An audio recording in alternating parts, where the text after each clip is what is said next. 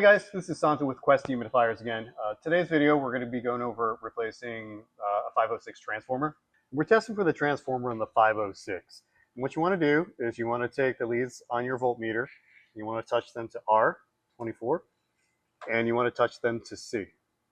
And you're looking to see if you get about 24 volts on your multimeter. This example, we're getting that, which means that our transformer is functioning. Okay, so what it looks like with when the transformer is bad, if you're touching R or 24V to C, common, you typically don't get 24V read on the multimeter. In this case, we'd want to change out the transformer. As you see here right now, we have the side panel off.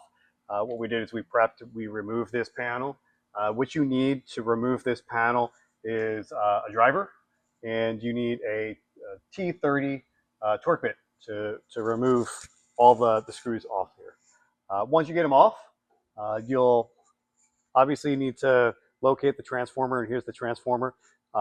With that said, anytime you're working on a unit, you should have the unit unplugged when you're replacing parts. So right now this unit is unplugged. Well, we tested for low voltage from the terminal block earlier. The unit was live. We tested from the outside to make sure that we're getting that, that voltage across the transformer, and we didn't get any. When we want to replace parts, again, we want to make sure that this unit's unplugged. So pretty simple. We're, again, replacing a part, swapping out wires. We have one screw in here, and then the opposite side of the transformer is clipped in. So for this, we need the driver, and we need a T25 bit to back out that screw. It's always a good idea too to, if you're uncertain about the wiring, take a photo before you replace anything.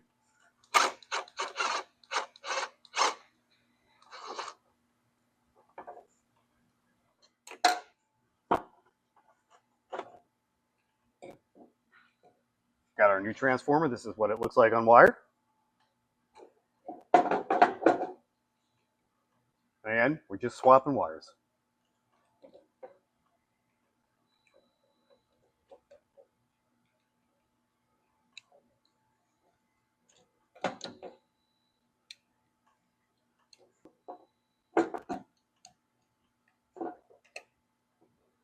What it looks like. Slide that right into that clip that's on the left side here. Going to align our screw.